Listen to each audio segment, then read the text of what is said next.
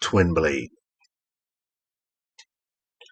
I walked the earth searching for answers, ways to bring my once proud home back to its innocence and values. I search for peace and will continue to until my village can live in tranquility and happiness. The road has been arduous, but the memory of my home's past glory gives me strength to continue. I remember in my youth how it once was and will fight to save it. I grew up in a small village surrounded by a forest. At one time the forest was our protection. We were hidden from the outside world, happy in our simplicity. Everything we needed to sustain in a community was within the rivers, the hills, the valleys, and forests. Nature was our nurture, and our mother had taken care of us. That would end when the forest held dark secrets on natural temptations, testing the strength of our community. I lived in a hut upon a hill, looking down on most of the village homes. I spent a lot of time inside and didn't play with the children much. I would hear them play along the hills, laughing with a carefree attitude. It's not that I tried to distance myself from them, but my curiosities of life were different than the other children. I would look out to the edge of the forest and what was beyond. I would question, I would ponder. I would ask if the world was as peaceful and calm as our village. Was there more out there? The other children were content with their small world, and I did not think any less of them, but I found myself sometimes wandering beyond the boundaries of our village. The forest became deep and dense, and there was a mist-like aura present that had motherly arms calling to me. I had ventured further than usual. I was at the fringe of the forest, and I could hear faint sounds in the distance. I walked closely, curious to what the sounds were. The faint audible noises were voices calling to me. They sounded like strained pleas. Some called for me to freedom, others tried to coax me to join them. Fear should have caused me to run, but there were questions I had, and the answers were there with these voices. There were others that warned me that staying too long would be detrimental. It was getting late, and if I stayed, I would not be able to return. I could not understand why the voices had no figures paired with them. The day crawled into night, and my time in the forest drew to a close. There was legend that if you stayed beyond the sun, you were destined not to return. You would eventually join their choir in eternal restlessness, preying on another's innocence. I did not want to test that folklore. One summer the voices became more prominent. They were still distant, but the persuasiveness of the seductive lyric caressed the children's hearts. Legend underestimated the call of the wild. The forest called out with an ever-present seduction. And when the sun set and the moon staked its claim on the day, the parents sparred emphatically with the cautious, desperate voices of their own to pull their young back to safety. They locked their doors and secured their windows so that the ghosts wouldn't whisper empty promises in the young's ears. As they say, you cannot shelter your children forever. Someday they will have to distinguish right from wrong. Their perception of their rights and wrongs differ from their parents'. This was shown in their decisions.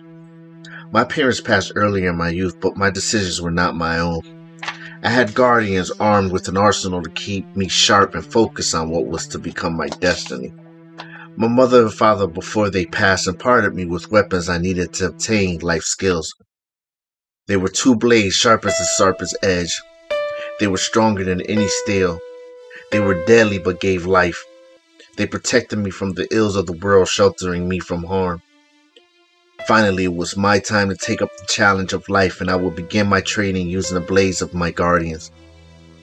They were the blades of knowledge and wisdom. In the dim moonlight, the light shone on the blades, outlining the edges, giving them a regal air. They knew that soon I would have to call on them. The change was gradual but noticeable still. The cycle of life birthed new children as the former children turned to teens, teens to adults, adults to elders. The difference between the steps of our generation is that the adults started falling victim to the outside influence. This in turn left much of the teens without guidance, and they too fell prey to the calling. They became thirsty for evil sustenance, and the destruction of the village soon followed. The village became poor morally, and a demon walked the night, slyly spinning words in the young adults' consciousness. The night was their disguise, promising false hopes, quick satisfaction, and the young adults disappeared, falling to their vices. For years they tried to protect them as teenagers, and now as adults they were to pass on the moral fiber, only to be frayed by temptation. This example threaded down to the teenagers and stitched in the minds of the children. They were lost.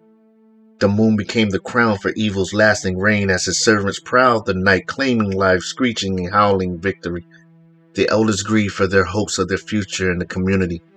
These were promising children full of life, intuitiveness, respect, Now the ethics and respect was whisked away in the wind of a moral desire. The demons perfected their craft well. Not many could resist. The climate changed. The atmosphere felt desolate and the beauty of nature was abandoned. The days would be intolerable with heat and the nights unbearable with cold. Mother Nature wept for she felt our plight. She fell ill as did the will of our village. The light would not shine anymore and it seemed like the night insurrected day. This allowed for the ghosts and demons and haunts to run free through our village. My guardians called to me for my final lesson. It was time. I had a mission to save my village. My protectors told me to unsheath them. They told me I was ready and that the village would not survive another moment in distress. I would be taught the virtue and set out to find answers and solutions so I could return and breathe life into our heritage once again. I was not sure I could lead the village in such a desperate state. But they insisted that the only way I would be able to help the village was by searching out the root of evil, challenging it, and return to weaken evil's hold. Evil rules in various forms and they could rule from very far. They said that I must face it head on and defeat it. Then when I return, I could free the people from its bondage. I would not leave just yet. I was ready to learn, but I was not strong enough. My convictions were true, but my will was not solid. I needed total mental preparation and strength to withstand evil's ways. My mind must be pure. They told me that I must know my weakness, for once evil takes hold, it is impossible to turn back. Without confirmation or instruction, I took hold of the first blade. It felt light in my hand, but I felt empowered. I took the second blade and felt enlightened. Their light shone and they were so sharp with pureness that they could cut through the night, piercing the wickedest souls. Knowledge and wisdom. I took knowledge in my right hand, sharpening the attack against maliciousness. Knowledge will always be the first to strike. He gave me the first sight into the weakness of myself and the opponent. Knowledge taught me much about myself. He taught me what my boundaries were and how to overcome them. I will find my limits and learn from my faults and attributes. As for the opponents, I will see firsthand what their weaknesses were. I would exploit and overcome their efforts to defeat me. I trained with knowledge for many months. I gained knowledge and was close to perfecting it. I respected knowledge, and what I had acquired was inextinguishable as it burned within me. I was now ready for the second level. Wisdom felt powerful in my left hand. Through knowledge I had gained wisdom. My mastery was only moments from becoming complete. With wisdom I would not be fooled by evil's ways. If I lost a battle with only knowledge, I would not lose again, for I had wisdom. I had the experience wisdom provided. They prepared me rigorously for the outside world. They pushed me mentally and stressed excellence, but only nurtured me and provided protection and tools to go on. And when that moment came, when they felt I was ready, they sheathed themselves and told me that it was time. With knowledge and wisdom at my side, I had now gained understanding. I would fight off the ghosts of the past, haunts of guilt, the demons, and finally evil. I would win. And when I returned with victory, I would free my village. I left at dawn. Now looking back at my home, my determination was only to look forward and conquer the peril that lay ahead. The snow had fallen, and the flakes solemnly fell, dancing along the air as if it was drugged into eternal sleep, resting on the bed of earth. Snow had fallen more consistently. This was once an anomaly. Now it was the norm. The more the village crops and produce waned, the more the people began to gravitate toward the sins. This was so far from my early years of growing up.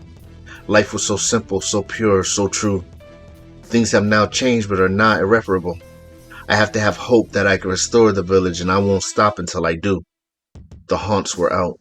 They circled and called me by my name. They promised me things that I knew had dire consequences. Some fell to these deceptions, but with my guides at my side, I will not falter. I had a bigger fight.